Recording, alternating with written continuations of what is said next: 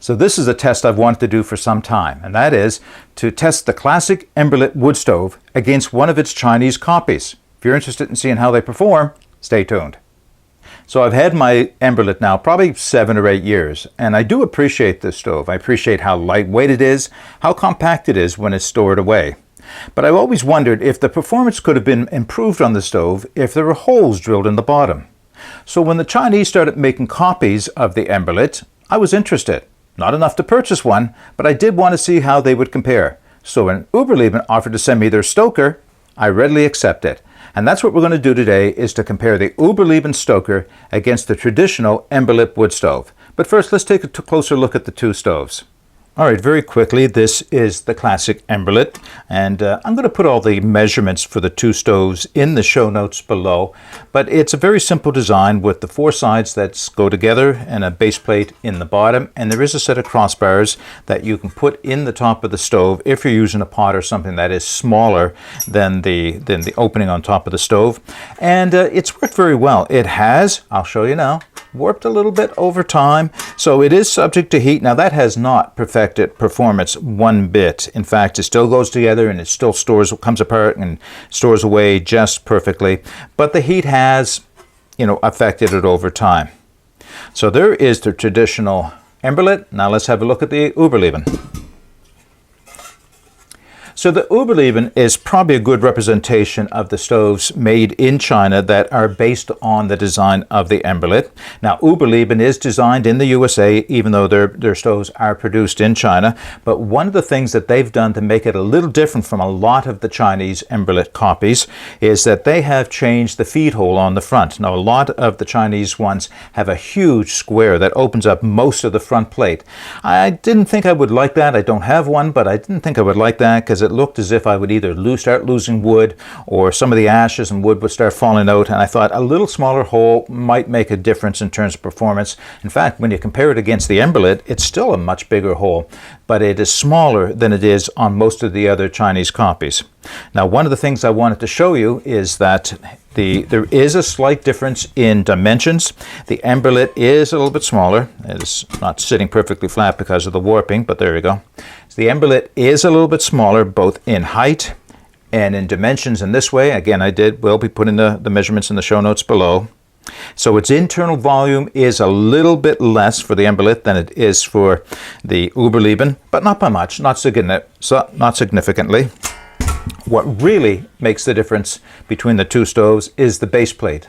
So the base plate on the Emberlit is solid, as you can see, and the base plate on the Uberleben is full of holes.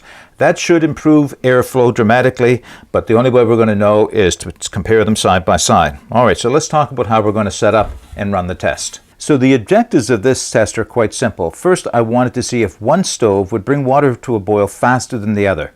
Secondly, I wanted to see how quickly one stove would consume wood over the other. And thirdly, I wanted to see what the residue would look like at the end of the test. So in order to run the test, I've used dimensional lumber. So the dimensional lumber is kiln-dried spruce, untreated, there's no chemicals in the wood, that I've cut and split down into small little 4-inch pieces. And I will weigh out 2 piles of wood so each stove gets exactly the same amount. I'll be using Zip natural material fire lighters in the stoves to get the fire going. It'll be a bottom-up burn. And I have 2 of my kettles, my Catalyst and the Pathfinder kettle, and they'll each have 2 cups of water at the same temperature. Now, it's not a test looking to see what or how fast exactly they come to a boil, but which will bring the water to a boil quicker. All right, so let's get outside and run the tests. All right, so I'm in my backyard, and that's one of the downsides, I guess, of filming while you're in the city, in the backyard. All kinds of traffic noise, people getting their snowblowers ready for the winter, just the usual thing. This might have been nicer to do in the woods, but I wanted to provide as consistent a platform where I could compare the two stoves side by side, simultaneously and on camera. So as I mentioned a minute ago, I have the two stoves side by side. I have the exact same amount of wood for both of them. So the wood that I'm using is dimensional lumber. It's a non-treated kiln-dried spruce, and it's split down into little 4-inch lengths. And I weighed the 2 piles out, so there's 145 grams in each pile, just so we have a consistent amount of wood going into each stove. I have fire starters. These are the non-chemical ones from Zip lighters. I'll be using those to start it. This is not a bushcraft test. This is meant to provide as consistent a testing platform as I possibly can. I have 2 kettles sitting right here below where you can see them, each with 500 mils of water, 2 cups of water, ready to go once I get the fire established in each of the 2 stoves. So what are we looking for? One, we're looking to see if there's a difference in performance in terms of how quickly water comes to boil. Will it be the Uberleben or the Emberlit? We're also looking to see how quickly the stove will consume the wood. So will the Uberleben go through its wood faster than the Emberlit? That's part of what we see. And finally, although not as important a factor, something that I do want to know is because of the holes in the base plate of the Uberleben, just how much ash will be left, and I'll be watching to see if there's any coals dropping through onto the ground underneath. All right, so let's see if we can't get the 2 fire starters lit. And I'll start piling wood in on top of the 2 fire starters.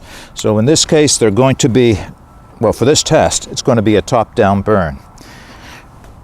I find these things work a little better if you can fuzz them up a little bit to get them started.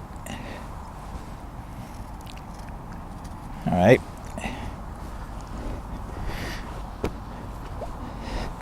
So nothing very bushcrafty, just a gas lighter.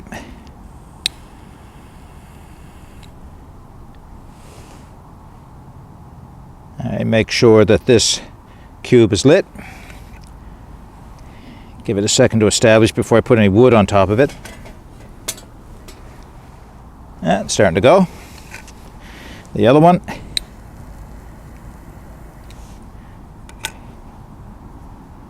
Oh, didn't get that one lit. Let's try it again.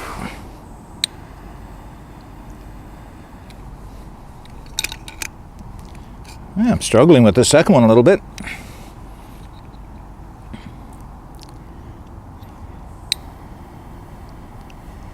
There we go.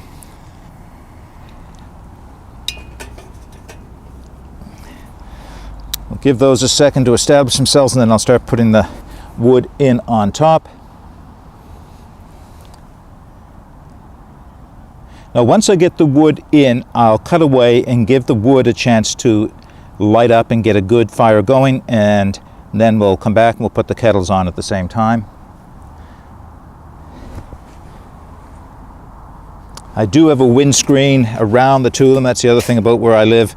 It's a little windy at times, so again, just try to provide a consistent performance or consistent opportunity for the 2 stoves anyway. All right, I'm starting to see what looks like, well, flames well enough to put a little wood in, so I'll put a couple in each at a time.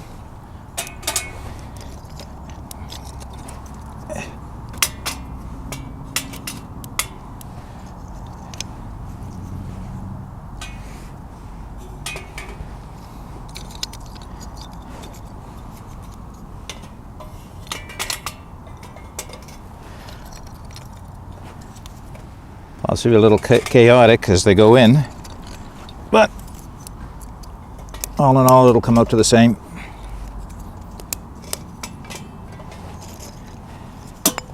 Oops.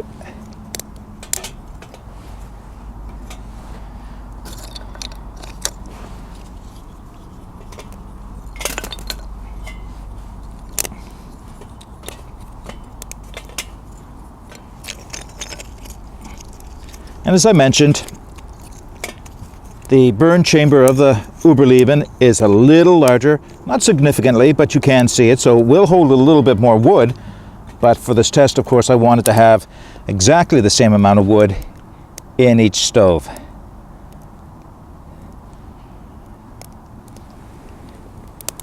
So the wood is catching on quite quickly. Now this is just an initial impression, but it would appear the Uberleben is catching on a little faster. I know there are other factors that could be involved here, but it is coming to flame much quicker.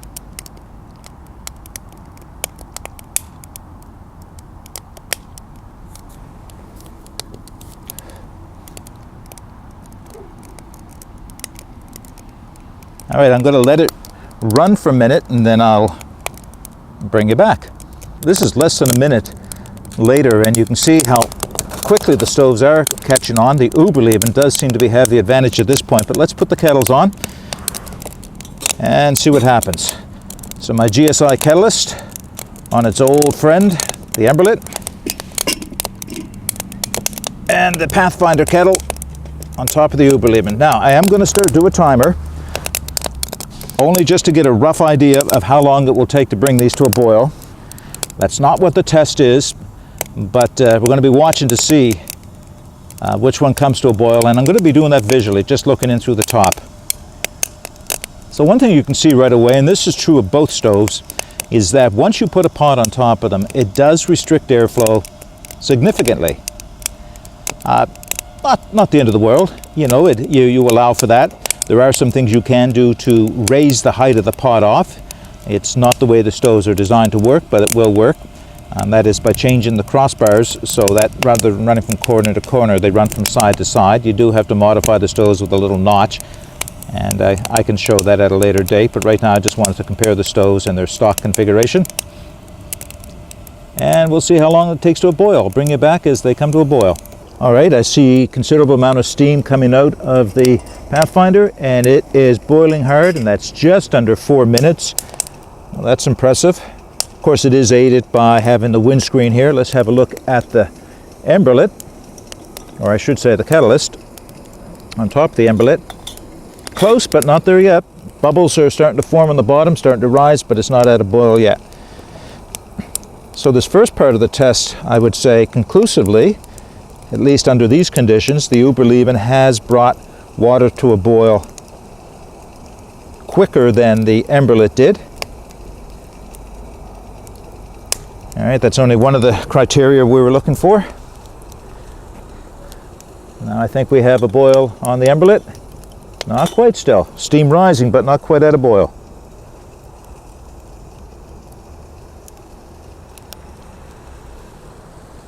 Check again. All right, now we're rolling.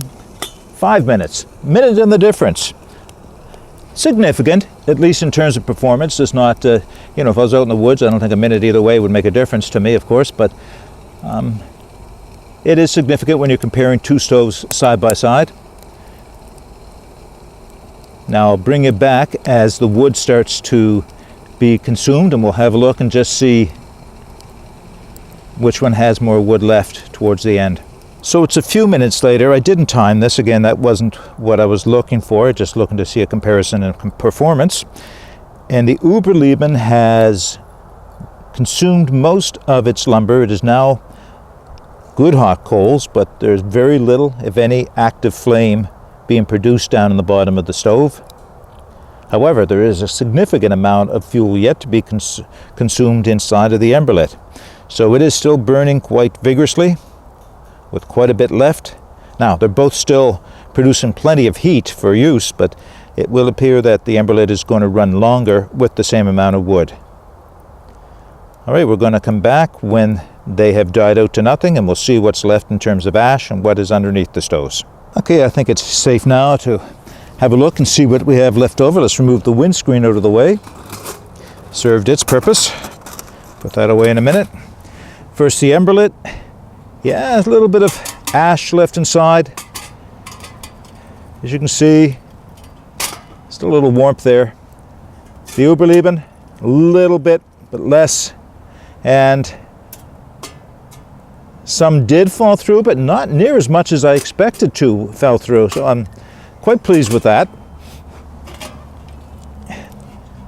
There's actually more active coal still left in the Emberlit than there was in the Uberleben, and very little fell through. And it didn't get a chance to blow away because I had the windscreen around it. So I think you still do need to be cautious placing it on the earth, but I think you can safely say that it's not a fire trap just waiting to start a forest fire. All right, I think we've seen enough to make some final comments, so let's wrap this video up. All right, interesting results.